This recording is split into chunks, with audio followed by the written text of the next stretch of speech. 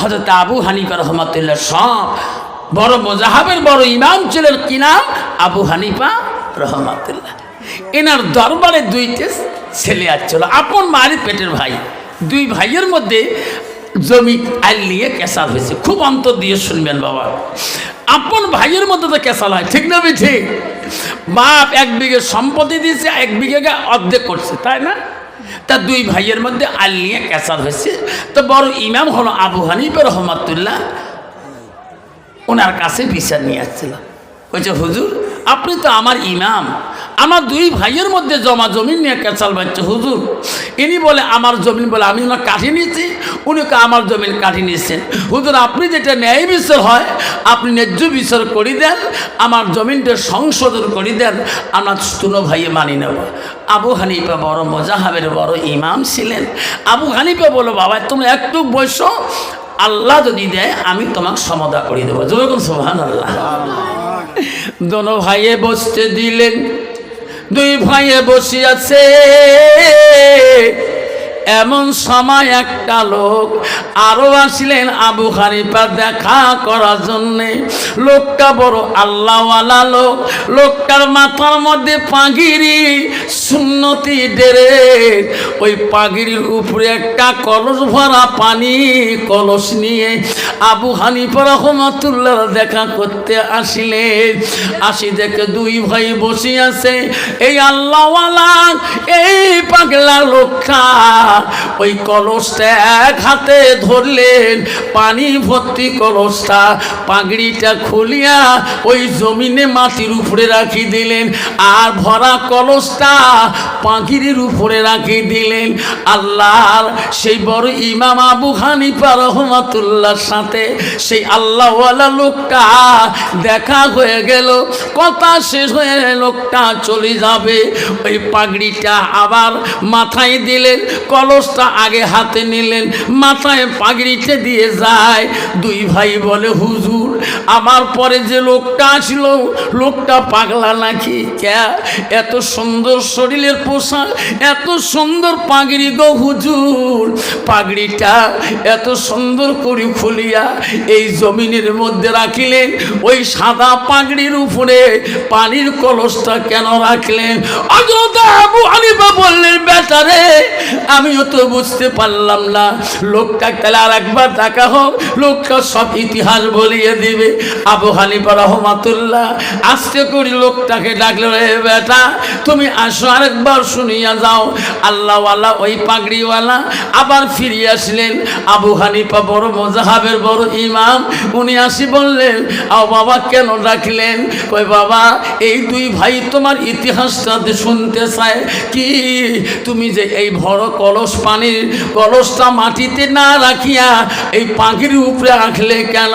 তখন আল্লাহওয়ালা ওই মানুষটা বলল, ওগো হুজুর এই মাটিটা তো আমার না, কলস ভরা পানি গো, এই মাটিতে যদি কলসটা রাখি দে, ভরা কলসের নিচে মানুষের মাটি রাখতে যাবে, আমি যদি নিয়ে যাই নবীর মুখে শুনেছি এই মাটি কবরের মধ্যে সাপ বিশ্ব হবে, আমি শুকনা কাপড়ের রূপে রাখি দেই, তারও মাটি আমার কলসের নিচে যাবে না। যেরকম সুবহানাল্লাহ। ওই দুই ভাইয়ের মধ্যে বলুন, দূর আর বিচার লাগবে না, আমরা দুই ভাই সংশোধন হয়ে গেলাম।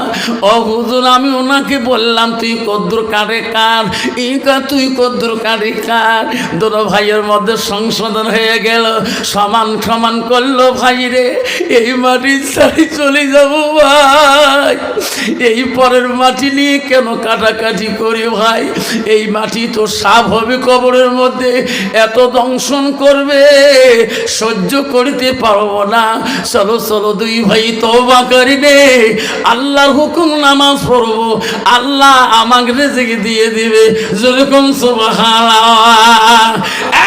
মধ্য নাক্কাদের মানুষ চলে নাও, কারণ এখনো মুসলমানের ভিতরে এই কেসটা আছে রে বাবা, আইল থাকে না, আইল দিয়ে কুত্তেও যাবার হয় না, এমন আইল কাঠে রে বাবা। তোমার বাঙ্গালায় নাই, তোমার নাককাটি তুফানগঞ্জ সাব ডিভিশনে নাই, আমাদের আসামে আছে বাবা। রাত পোয়ালে আইলের বিষয়, ঠিক না ভাই? ঠিক। কিন্তু বাবা রে, আমার পাশের বাড়ি হিন্দু মানুষ আছে, ওমার পাশের গ্রামে কোনোদিন ওমার আইলের বিচার দেখলাম না। ওনারে ২০-৩০ বিঘা করে থাকে গো, আইলের মধ্যে জঙ্গল হয়ে যায়, আইল কুদি ঘাট যায়, বললে খবর নাই। আমরা যেই বই পাইলাম রে বাবা, আইল কাটতে কাটতে মনে হয় চায়না দেশ বানায়, ঠিক না বেঠি? শোনা ইমান কোথায় গো? এই শোনা, কেন লোকটা আমার বোঝে না? কেন ওই লোকটার ভিতরে এলেম নাই? আল্লাহ নবীর হাদিস যদি জানা থাকতো, ওই লোকটা পরে জমিন উপরে লোভ করতো না। আব্বাগন শোনাচ্ছেন না, আল্লাহ রসুল বলল, মান সালাকা তারিকান ইলতামিসু ফি ইলমান, তোরা যদি এলেমের রাস্তা যদি তুমি চলতে চাও, এলেমের রাস্তা যদি পথ তুমি খুঁজতে চাও, আমার রসুল বলো সেই রাস্তায় চলবা। সাল্লাল্লাহু আলাইহি তারিকা নিলাল জান্নাত, সেটা হলো তোদের জন্য একটা জান্নাতি রাস্তা। এ বন্ধু, আমার মা বোনেরা, আম্মারা শুনে রাখো মা, ও মধ্যনাক কাঠির মা, ভালো করে শোনো মা, ভালো করে অন্তর দিয়ে শোনো মা। আল্লাহ নবী বললেন, আলমার আতিজা সাল্লাল খামসাহা, আমার নবী বললেন, কোনো একটা মেয়ে যদি 5 ওয়াক্ত নামাজ পড়ে, ওয়াসামা শাহরুহা, ওই মেয়েটা যদি রমজান মাসে রোজা করে, নবী বলেন ওয়াসানা ফারাজাহা, ওই মেয়েটা যদি পর্দায় পশিরায় থাকে, নিজের চরিত্রটাকে পবিত্রতা রাখে, নবী বলেন ওয়াতাত বালাহা, ওই মেয়েটা যদি নিজের স্বামীকে ভালোবাসে, নিজের স্বামীকে আপন করিয়া নেয়, নবী বলেন ফাকাদ কুলমানায় আবু আবিল জান্নাতির সাদ, নবী বলে ওই নারীদের জন্য আল্লাহ 8টা জান্নাতের দরজা খোলা রাখবে। যেরকম সুবহানাল্লাহ নাই থাকবে কন্ত বাবা। বর্তমান যুগের নারী না নামাজে আছে, না কোনো রোজাতে আছে, না কোনো পর্দা পুশিতে আছে, না কোনো স্বামীর খেজমতে আছে।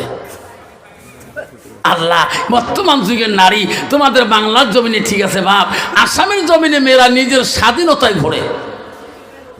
মা তুমি কি জান্নাত যেতে চাও না? মা তোর কি আশা নাই?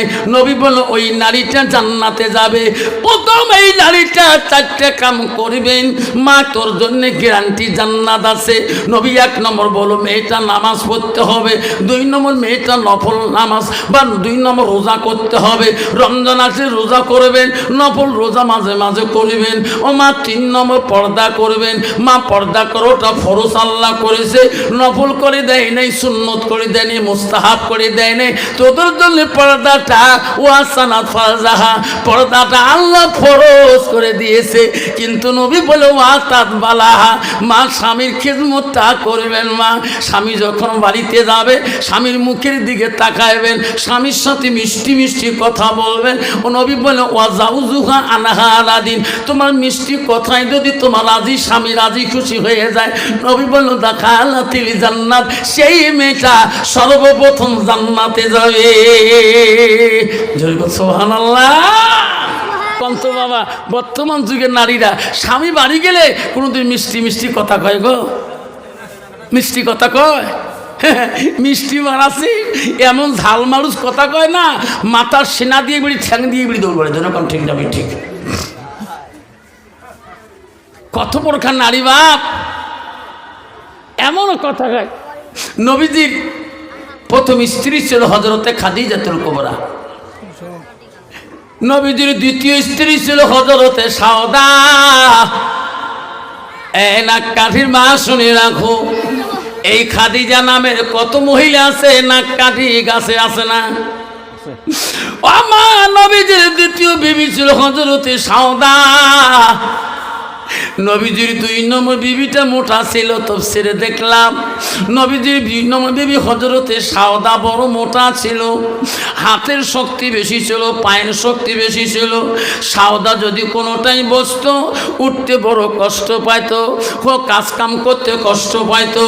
আল্লাহর নবী দেখছে সাওদা উঠে বসে বড় কষ্ট হয়ে যায়। মাঝে মাঝে নবীজি সাওদার হাতের কামগুলো রাসূলুল্লাহ করতে চায়। সাওদা রাসূলুল্লাহ হাত ধরে বলে, নবী গো আপনি আমার স্বামী, আপনি বিশ্ব নবী গো, আমি সাওদা বেঁচে থাকতে আমার হাতের বাড়ির কাম আপনি করবেন না, আমি সাওদা গুনাহগার হয়ে যাব। জোরে বলুন সুবহানাল্লাহ। আর বর্তমান যুগের নারী রে, বউয়ের কাম যদি স্বামী করে, ওই বউ দিয়া কয় বউ এলা না ভারণ বাসন না তোর ভাইজনে মানজে মুই না মানজ, ঠিক না বিঠি? খোলাম বাড়ি উইয়ে ঝাড়ু দেয়, কয়দিন পরে বাথরুমের কাপড়ও ধুবে, ঠিক না বিঠি? মা বলে না হযরতে সাওদা খুব শক্তি ছিল, মা শরীরটা মোটা ছিল, মা কাজ করতে কষ্ট হয়। রাসূলুল্লাহ যে আর সাওদার কামার মধ্যে সহায় দিতে চায়, সাওদা রাসূলের হাত ধরে বলে, নবী গো আমি সাওদা যতদিন বেঁচে থাকবো আমার হাতের কাম তোমাকে করতে দেব না। ও নবী গো আমি সাওদা গুনাহগার হয়ে যাব। বর্তমান যুগের নারী স্বামীর হাতের কাম যদি কোন বিবিরে তো গোসলের পানি ঝোঁকে দেন, ঠিকই আছে, ঠিক না? ঠিক ভৌতিক কোষ আল্লাহ দিলে স্বামী জীবনে মোর একাউন্ট বাড়ি দিয়ে পানি জানি, মোর কম ভাগ্য মাস গেলে মোর একাউন্ট টাকা ঢোকে, আসো না নাই আসামত ঢোকে, অরুণে দেয় সব মেয়ে গল্প করে গাছটা বসে কেউ বউ 51 দিবার 1200 ঢুকছি, আল্লাহ দিলে 2 মাসে 2400 টাকা। স্বামী কি করবো? তুই কর নাই, ওটা ওটা কাম নাই, জল জলাকে জল জকিতেই থাকে সমানে, মোড়ে 51 টাকা ভাঙে খায়, ঠিক না? ঠিক। আম্মারা শুনে রাখেন, আম্মা নবীজির 3 নম্বর বিবি ছিল হযরতে মা আয়েশা। মানে আয়েশা কে ছিল? মা নবীজির 4র্থ বিবি ছিল হযরতে জয়নব। নবীজির 5 নম্বর বিবি ছিল হযরতে হাফসা। মা নবীজির 6 নম্বর বিবি ছিল হযরতে উম্মা সালমা। নবীজির 7 নম্বর বিবি ছিল হযরতে উম্মা হাবিবা। নবীজির 8 নম্বর বিবি ছিল হযরতে মাইমুনা। নবীজির 9 নম্বর বিবি ছিল হযরতে সুফিয়া। নবীজির 10 নম্বর বিবি ছিল হযরতে রায়হানা। আর নবীজির 11 নম্বর বিবি ছিল হযরতে মারিয়া। নবীর একটা কি 11 জন বিবি চলে যায়, কোন বিবির দ্বারায় আমার সোনার নবীজি কষ্ট পায় না। সুবহানাল্লাহ কবি না কন্ত বাবা, বর্তমান যুগে একটা বিবির দ্বারা স্বামীরা কষ্ট পায় না? না ভাই পায় না? কত বিবি আছে মস্তান, স্বামী আনায় টানায় মারে ঢিকে, আছে না নাই? নাক দিয়ে হুলহুলি অক্ত বিড়ে এলাকায় কী করলু গেল আমার ঢিকে নুবা কে অক্টোবার বিড়িয়ে কে লাস্টে ডাক্তারের কাছে নিয়ে তুফানগঞ্জ কয় বুঝুন কেমন হলো, কয় ছাড় কন্যা ওরই বসিয়েছিল না, উষ্টে খেয়ে পড়ে গেছে। এখন তো কবে আমি নাকে ঢিকেছ কর ভাবে, স্বামী কর ভাবে যে বউ নাক ঢিকেছে। বাবা মা বোনের আম্মারা, ও নাক্কালের মা শুনে রাখো মা, নবীজি 3 নম্বর বিবির কথা বলছিল হযরতে মা আয়েশা। আয়েশা ছিল কে? আয়েশা ছিল পৃথিবীর রাষ্ট্রপতি, প্রথম খলিফা ছিল পৃথিবীর জমিনে, প্রথম শাসনকর্তা ছিল হযরতে আবু বকরের মেয়ে। আবু বকরের 2টা মেয়ে ছিল মা। প্রথম মেয়ের নাম ছিল হযরতে আসমা, দ্বিতীয় মেয়ে ছিল হযরতে মা আয়েশা। আয়েশা ছিল কোরআনের হাফেজা, যেরকম সুবহানাল্লাহ। আর বর্তমান যুগে নারী হলো ঝগির হাফেজা, ঠিক না? ঠিক। এমন ঝগড়া করে রে বাপ, স্বামী কালা করতে করতে কালটু মাসান পছন্দ হয়ে ফেলায়। বউ কেমন করে গাইল পারিস সে বউ, স্বামী কালাতে হি কয় বউ কইস নে বউ উমা 4টাই কালা আছে না, কত নারী আছে বাড়ির জায়গায় মা মোর দুইটা ননন আছে মা হ্যাঁ কালটিতে কালি মা হাড়ির টিকে কালি আছে না মা খবরদার স্বামী নিন্দাকারী নারী জান্নাত যেতে পারবে না হাদিস ওই সবাই আব্বাদুর আমার সোনার চালা আয়েশা সিদ্দিকা নবীজির তৃতীয় স্ত্রী ছিলেন ওনার বাবা ছিল সেই পৃথিবীর সর্বপ্রথম রাষ্ট্রপতি যেরকম সুবহানাল্লাহ আয়েশার 7 থেকে 9 বছর বয়সে বিবাহ বন্ধন হয় মা বোনেরা শুনে রাখেন আয়েশার এত গুণাবলী ছিলেন নবীজির ভালোবাসা এত আয়েশার কাছে ছিলেন আর নবীজি বিশ্ব নবী আমার নবীজি চলে যাবে এক যুদ্ধের মহলের মধ্যে আয়েশাকে বলো আয়েশা আমার সামানপত্র তুমি রেডি করে দাও যুদ্ধের মধ্যে ঢাল তরোয়াল তুমি রেডি করিয়া দাও আয়েশা নবীকে এত অত্যন্ত ভালোবাসছিলেন দুনিয়ার নারীরা যদি হযরতে আয়েশা আম্মা জানের একটা হাতের আঙুল রূপ দেখত পৃথিবীর নারীরা কোনদিন স্বামীর সাথে রূপের অহংকার করতো না জোরে কোন ঠিক না ঠিক আজকে একদল নারী আছে স্বামী যদি কালো হয় আর বউ যদি সাদা হয় ওই কালা স্বামী নিয়ে বহু তকাব্বুরি করে না অহংকার করে